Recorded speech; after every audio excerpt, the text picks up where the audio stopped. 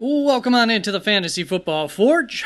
My name's Steve. Today, the time has come. Preseason is here. It's going on. We're going to continue to learn things. Things will still continue to change. There will be some late risers and fallers. I hope to have some videos on those. But I did some rankings earlier on in the offseason, and now it is time to re-rank this running back class, present to you my new rankings. I'll go over a few things, some risers, fallers, some potential soon to be or starting to rise fallers as we go through this. I'll let you know some of the guys who I'm higher up on and lower on.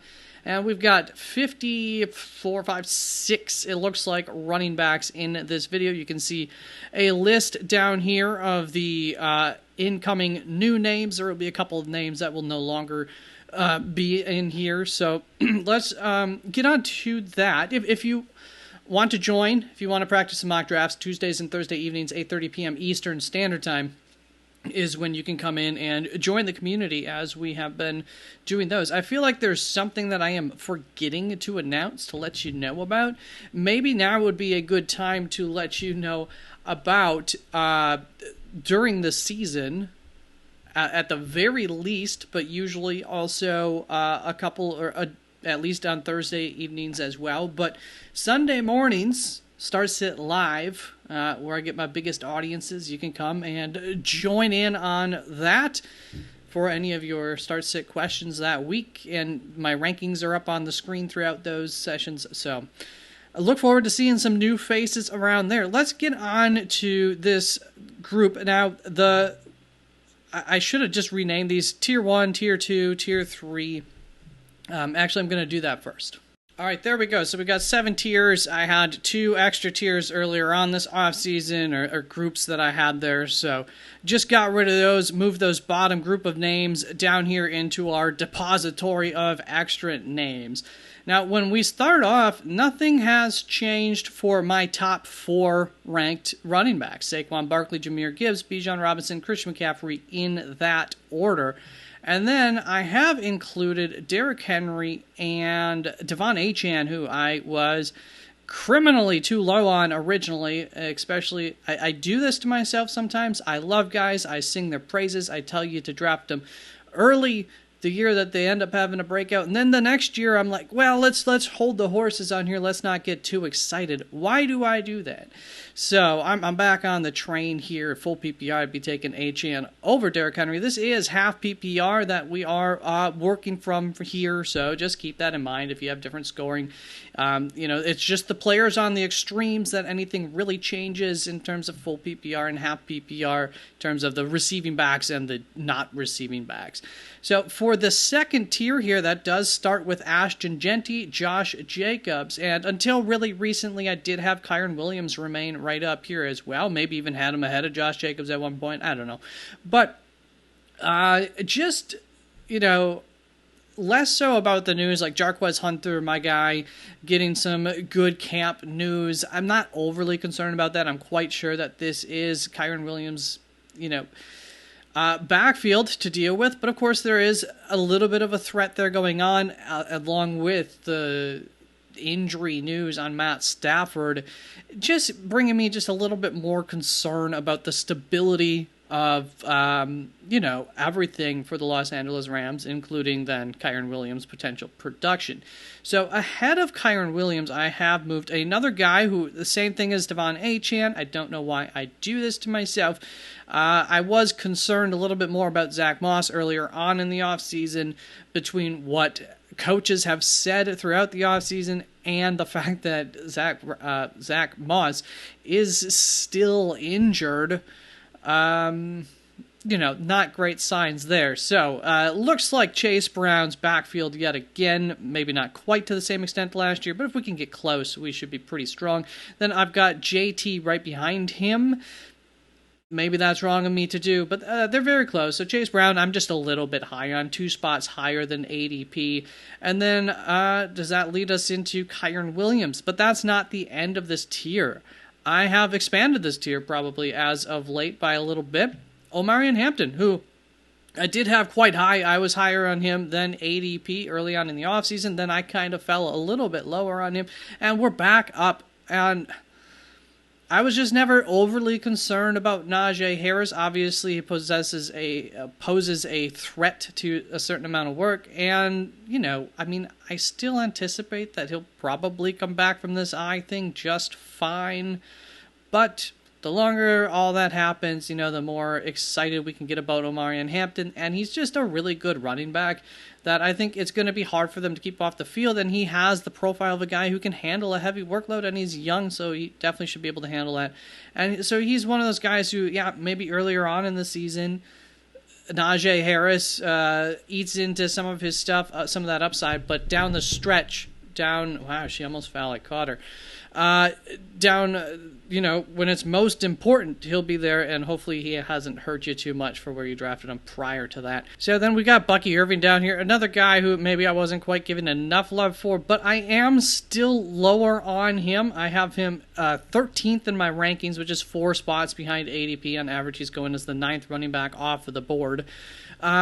It's just a thing of confidence with me, and Rachaad White still being there, I assume will still have some sort of role, but there are changes within the offense. Heck, there's a left tackle issue, I suppose, but I don't know. I'm just still not overly confident. So when it came to Bucky Irving and Omarion Hampton, that's one of my most recent updates, putting Omarion above him. I just think of who's more talented. I believe it is Omarion Hampton between the two.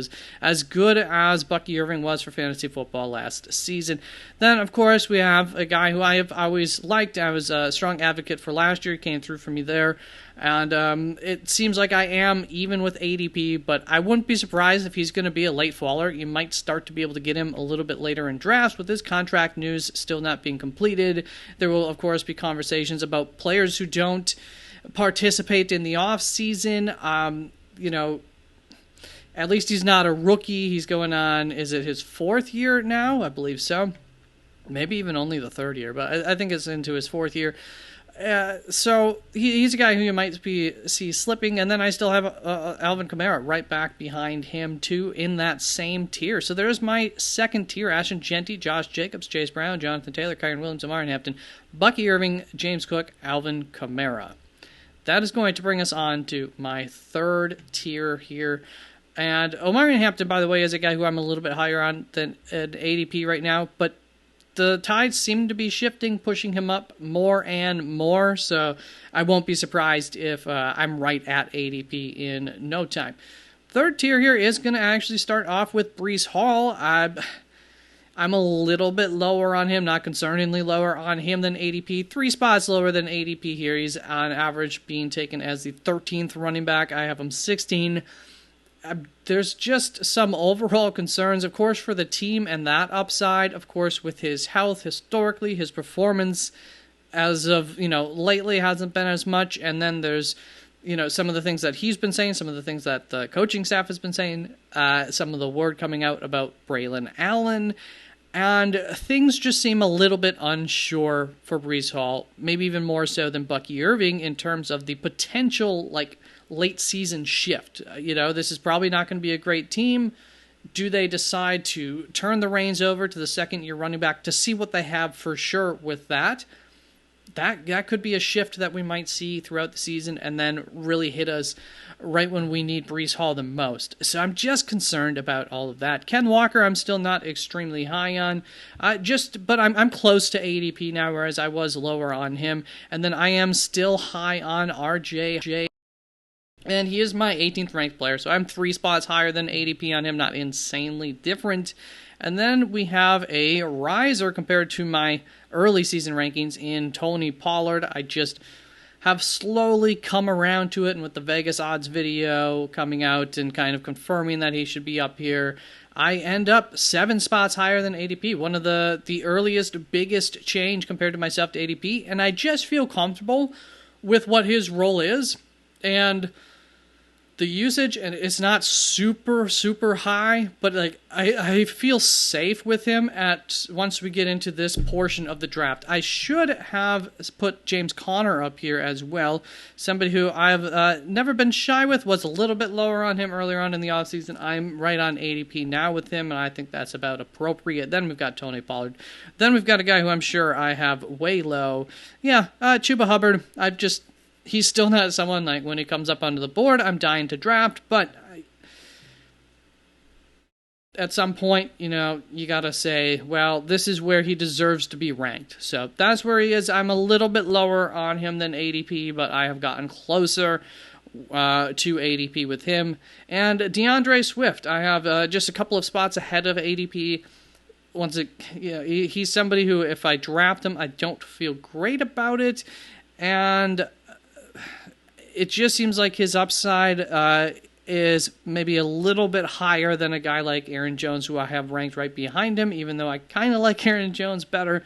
I'm a little bit high on Aaron Jones, higher. I have Aaron Jones ranked 4 spots ahead of ADP. I have him ranked 23rd, ADP 27. Look, I mean, he's been in a backfield outside of last year. He's always been in some sort of dual partnership of a backfield going on to his first years in the league. Aaron Jones, I still feel pretty comfortable with. I actually kind of like the fact that he's not going to be having to get as much usage as last year, is in terms of efficiency and not being worn down throughout the season, and his health as well. All that should help him in that terms. And I still like him a fair bit. I think this team, you got a first-year quarterback starting who's probably going to be able to dump that ball off enough. And also, it's just, I think they're going to want to run the ball a little bit more overall, so that beefs up that floor for the rushing attack, which should help offset less being on the field for Aaron Jones as well. I just think that things will offset. He'll be fine. Caleb Johnson up next, jumping Quinshon Judkins there for obvious reasons. I think we can just move Quinshon, maybe not quite off the board, but we'll move him out of tier 4 there.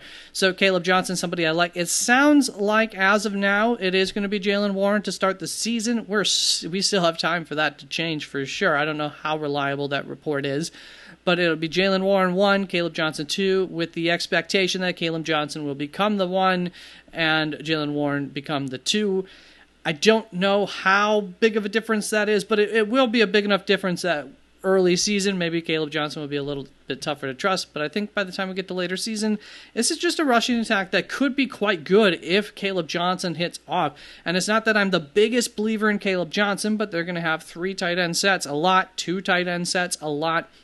There's just going to be a lot of blockers, and the system also was the perfect system for Caleb Johnson to go to there offensively. So there's a lot of things working in favor of, that late year 1 running back breakout for Caleb Johnson that I'm not afraid to get in on. We'll just put it like that. Then Brian Thomas Jr. technically jumping up here a little bit. I'm a little bit high on Brian Thomas Jr. here to start off my 4th tier. I have him ranked 4 spots higher than ADP, so nothing crazy. There are some kinks in the armor there, a little bit with B-Rob, so I have actually fallen back on him, whereas I had gotten higher on him with my rankings, with a guy that we'll talk about a little bit later in that backfield. Brian Robinson, just not a guy who has secured for sure, no doubt, he's going to be the starter. Nobody could come in at week 7, 8, and take over the starting job from him. Or an injury, even if it's 1 or 2 weeks, if somebody were to come in and prove themselves better than him, which is very possible if the person were to do that, just in terms of where he is, in terms of how good he is. There's just some uncertainty there, despite the fact that, especially to start the season, I feel quite comfortable that you're getting a starting running back on a good offense, which is why I am still a little bit higher on him. But I don't want to rely on him too much with my draft, so that's just something you got to keep in mind if you draft him. And we've got a guy who I have risen a little bit. I am still concerned, not a guy I'm targeting, and I'm still part of the reason I'm not targeting him is because I'm still lower on him than ADP. And David Montgomery, still 5 spots lower. This Detroit offense, this has nothing to do with the Hall of Fame game. This has been the case all season long. I just don't think it's going to be the same offense as it was with Ben Johnson. At the very least, there should be some growing pains if it does end up being as powerful as the previous offense. But I also think that new offensive coordinator, more Jahmyr Gibbs, which is why I have him ranked second, less David Montgomery is the probable thing that will happen. Ben Johnson was very patient with that, had a very clear vision, but when you acquire the likes of Jahmyr Gibbs, who is freaking fantastic, one of the best running backs in the league, and David Montgomery, who's a very, very good running back, I think you take the frickin' fantastic and maybe you give him a little bit more workload than what he's been getting with Ben Johnson. That is going to bring us to continue on to this tier. Now we've got TreVeyon Henderson. So it looks like I was pretty close to him, haven't changed much. However, I used to be high on him. Now I'm low on him by a little bit, 4 spots lower than ADP, ADP 23. I have him ranked 27th. It just comes to consistency concerns. The fact that Ramondre is still supposed to be the starting running back to start the season. How good is this offense? Really, a lot of uncertainty with that. And he's, no matter what, Ramondre is still going to be taking some of that workload for sure from Henderson. And if it's in the receiving game, then that takes that receiving upside that TreVeyon Henderson does have potentially away from him, because Ramondre is a pretty darn good receiver if he's going to be like the third down back kind of guy, that kind of workload, which, once again, will probably not be the case in week 1, and how many weeks does it take to get there? I just don't... I take TreVeyon Henderson sometimes. It just depends on, I guess, how my running back room is being built, what my roster is looking like, if that's a risk that I want to take, because I do think he's a great talent and see the upside. Then we've got another guy who I've been not perennially, but low on all offseason in Joe Mixon, and now his ADP is going to be coming back. He still has an ADP of 20 on Fantasy Pros, which is the ADPs that I used here. So I'm 8 spots lower than him. I've actually moved him up a little bit in my rankings. When it comes to Joe Mixon, even if I wanted to get a little bit higher on him, which I might with some of the news that we'll talk about with Nick Chubb as of late, I still am incredibly concerned about this offseason, the injury thing going on. Maybe I'm wrong, but I'm probably not going to be able to draft him because of my concerns, is what it comes down to. It just feels like one of those things that might end up being a completely wasted pick, even if he comes back for 2 weeks and then gets injured again or something like that. It just feels like one of those situations. After that, we're going to have a name who was not previously on this list as far as I recall. Tank Bigsby seems very clearly at this point entrenched as the starting running back on the first and second down running back, we will say, for the Jacksonville Jaguars. So there is a floor there. We've gotten to that point in the rankings where we're starting to look at some of these guys with the safe floors instead of some of these higher upside guys, or like receiving backs that bring you some of that workload. And for Tank Bigsby, this is where I have him. I am high on him, but he is going to be an ADP riser unless other news, things all of a sudden change at camp. I guarantee it. His ADP, I think, already starting to rise. I have him ranked 29th. His ADP currently 41st. But if you're a believer in Tank Bigsby and you have your home draft upcoming this weekend, I would start to plan on taking him a little bit earlier than in those mock drafts that you've been doing, that you've been practicing with. Just, at least a round earlier if you really want to secure him. Then we've got Isaiah Pacheco. News on him lately, 1A, 1B, 1A, 1B backfield with Kareem Hunt. This has kind of been the expectation all offseason in terms of how I've ranked them to an extent. So not overly surprised by this. Apparently they're really liking Elijah Mitchell, and Brashard Smith is doing what we expect him to do in terms of being a good receiving back. It doesn't seem like he has wowed them with the groundwork from what I can tell in camp. So I'm a little bit lower on Brashard Smith. I'm no longer expecting him to be the guy who will, could become the starter in case of an injury or something like that. It seems like he's just going to have that Jerick McKinnon role, and that it might take 2 injuries before he would have a big enough role where we could clearly trust him what he's going to be would be like Jerick McKinnon, where, okay, all of a sudden he's getting involved in the game plan 2 weeks in a row. You pick him up off the waiver wire, you play him in a pinch, and he either does show up for you or he doesn't. Jerick McKinnon oftentimes just happened to get those touchdowns for you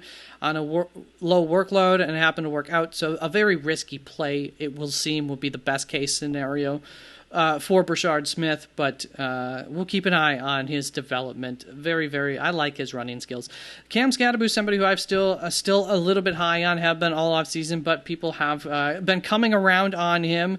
And then we've got Javonte Williams, who was down in my keep an eye on tier or something like that, going to be next in this tier. Seems like he's probably going to be the starter in Dallas. That's worth something for sure at a certain point.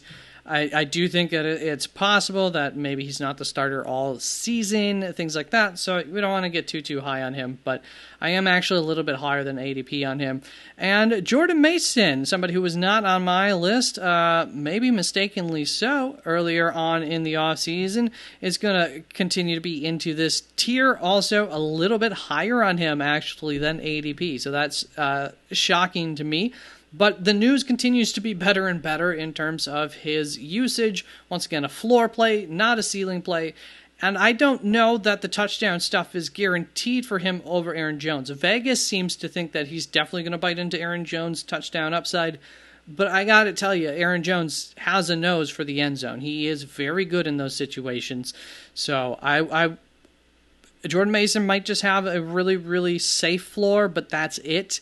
Until Aaron Jones were to get injured, which of course there is a history there. Then we've got Ramondre Stevenson, somebody who I've been high up on all offseason, but I am lower on him now, 34th, 39th via ADP, so 5 spots higher on him still. I think no matter what, he's still going to have a role in this offense, and this is the proper tier to have him in. I do understand if you're a little bit lower on that. I definitely get it. 5 spots lower, yeah, I would understand the 5 spots lower for sure. I don't go out and just try to get him. Then we've got a guy who I have been low on because I have been projecting Cam Scatterbo to be the starter, but of course, the longer we get closer to the season, the less, without that becoming the sure thing, the less that is going to be the case. That is Tyrone Tracy. So no clarity on that backfield yet. Not great for Tyrone Tracy. Good for Cam Scatterbo in terms of his ADP versus Tyrone Tracy's. They've definitely gotten closer over time. They are now within 5 spots of ADP. Tyrone Tracy falling a little bit. Cam Scatterbo rising a little bit. But, it's still an unclear situation. I am lower on him, though, ranked 35th here, ADP of 29th, because I'm still planting my flag that Cam Scatterbo will be the starter, at least for the majority of the season. Then we've got Jaylen Warren, who is somewhere here, somebody who I've slowly just keeps rising up in my rankings a little bit at a time. Sounds like he's going to start the season. My bad, he's in this tier. Sounds like he's going to start the season as the 1A, quite potentially at this point in time, so I gave him one last little bump. I'm still lower than ADP on him. I'm 4 spots lower than ADP, ranked 36, which brings us to our next tier, a guy who I used to be a little bit higher on. Used to, him, Ramondre Stevenson, used to have him up ahead of Pacheco, basically. But no longer. PPR, half PPR, Travis Etienne should come with some sort of floor. And of course, this could be a situation where his efficiency could get much greater with less usage. So maybe we see some of that electricity from him that we know that he should be able to have. Puts him, his career, this is kind of a turning point in his career. Can he reclaim himself, prove himself for a next better contract? That's all possible. But he is now in this tier with Austin Eckler, who I am quite a bit higher on. I still don't fully understand why I am so much higher on. But it does come to a thing of, there are some players where if I'm just looking for upside, if I'm just looking for a guy who, if he gets a starting job, then I get a lot of upside. It depends on my roster makeup. I'm not sitting out here and grabbing Austin Eckler in all of my drafts. In fact, I often enough don't end up with Austin Eckler.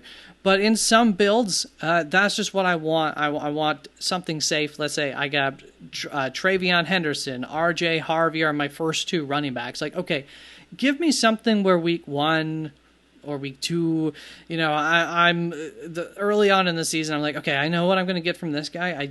still don't know what I'm going to get from this other guy here in week 1. There you go. Zach Charbonnet, one of the best, if not the best, handcuff running back that you can get up high here. A little bit lower on him than ADP because he doesn't bring any value if there's no injury in front of him. At least I don't believe so. That hasn't been the case so far in his career. But I did end up moving him ahead of Rachaad White, as it just, I don't know, the drum beat hasn't built at all for Rachaad White, so I'm still a little bit higher on Rachaad White, but right there within ADP. And then J.K. Dobbins, since doing this, has gotten a job, I believe. I'm right in there with ADP on him. Then I've still got Quinshon Judkins ranked here. It doesn't mean I'm always going to sit there and draft him or anything. His ADP is 31st. I don't think that's where he is still going to continue to go in drafts, especially the closer that we get, the longer that we don't have any kind of answers, the longer he doesn't have a contract, not with the team, doesn't work out this offseason, a suspension incoming. Just not great stuff. So right behind him, actually, I do have Jerome Ford. I still have him ranked higher than Jerome Ford, but for where you can get them, big difference. And then Dylan Sampson right behind that, just because if Dylan Sampson wins the job over Jerome Ford, that means he's the better running back. That means that I actually find his value to be probably significantly higher, because then he might just be the starting running back all year, whereas I think Jerome Ford's more likely to get replaced at some point by Quinshon Judkins, by Dylan Sampson. So I'm a little bit high on both of those, a little bit high on Jerome Ford, 6 spots higher, Dylan Sampson 10 spots higher. But once again, these are ADPs that are still reacting. They're active ADPs. Then we've got Trey Benson, I think one of the better backups. There's a small chance that he could have some use. I kind of doubt it, but we'll see. And in the event that there's an injury, I just like him. I like him. I think he is a good running back. That's a good rushing offense to have. I'm currently looking for Najee Harris. I had to have passed him up.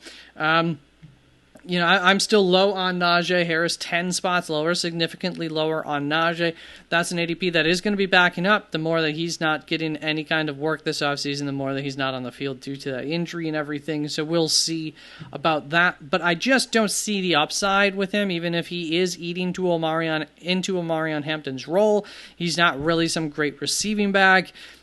I just think Omarion Hampton's the better version of him, and I'll just be surprised if by the end of the season this is some sort of 1A, 1B situation for most of the year. I doubt it. And even if it is, I think Omarion Hampton's the one who provides you better fantasy value, even if you end up overpaying for him. I think you also might end up overpaying for Najee at taking him where you're taking him, compared to taking some shots on some higher upside dudes earlier. That even I'm very close to wanting to. It depends my roster makeup. I might take Ray Davis over him. Somebody who I'm close to ADP on, and the longer that situation in Buffalo is not clear with James Cook, the more value that Ray Davis is going to continue to gain. But I've always been, fairly high on him. I love his talent. He did well as a rookie last year in the opportunities that he was given, did well in especially a couple of games where he was actually, I think, the starter. And that's a great offense to be on, no matter how much actual good skills you have as a running back. Then we've got Jaden Blue, somebody who I've had to pull back on a little bit, but I'm still excited about, and the drum beat has kind of returned for him. I'm actually low on him right now. I don't like that. He's definitely somebody who I'm willing to take. Definitely somebody who I might rise higher up in my rankings the closer we get this offseason. We'll see what happens. But it also does sound like maybe they still just view him as more of the receiving back, which case, the highest that I think we could go is up here, which is significantly higher. But I'm just holding him back right now. It's kind of a temporary hold. And then we've got Nick Chubb, who I just moved back in my rankings.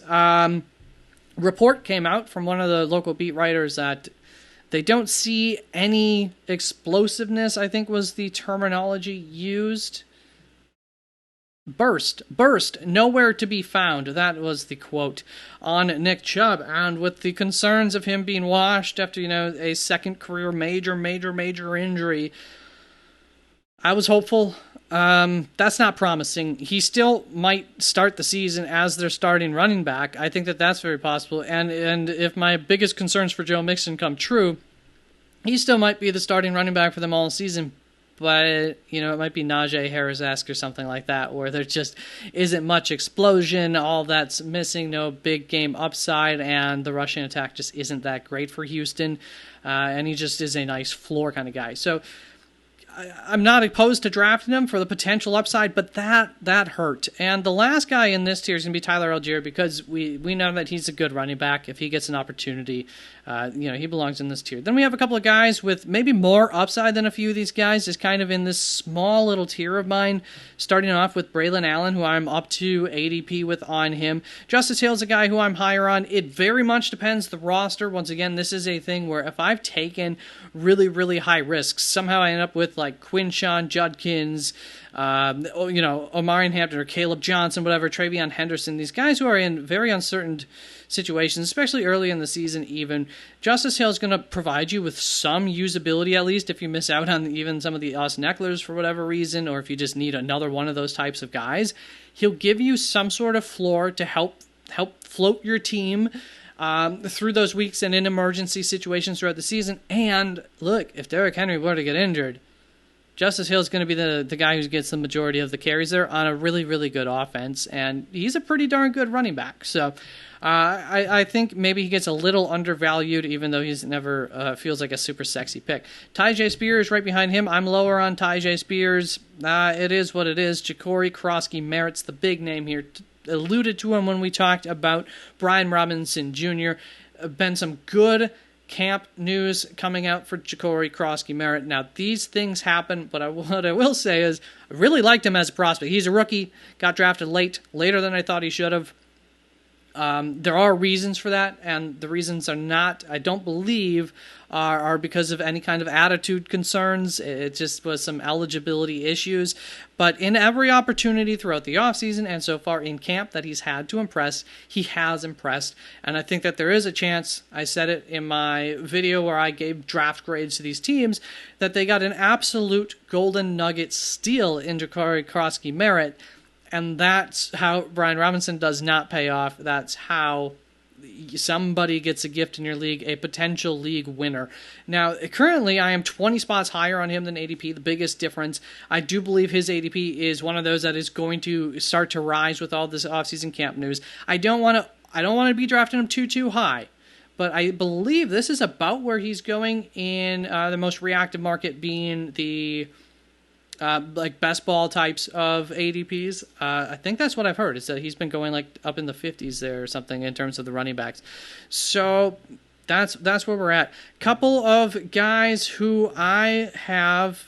Oh, I forgot to make a Bayshal Tootin and an Isaac Garendo thing. I should have made their names. So Brashard Smith, Devin Neal, Zach Moss, names that I was keeping my eye on, interested in this offseason. At this point, they're not quite up here in my rankings anymore. Very close, but in the next tier. Low enough. And then guys who I'm lower on than ADP, who are in the top 50 via ADP, are Bayshal Tootin, which I understand it. I just don't think it happens. So that's how I have it ranked, but I do get if you believe in that. I just think ETN's good enough in the role that they're going to be having him in, and I think that Tank Bigsby's not going to cede that role to Bayshal Tootin. I wasn't as high up on him as a rookie as some others were, or as high up, I believe, as he got drafted either.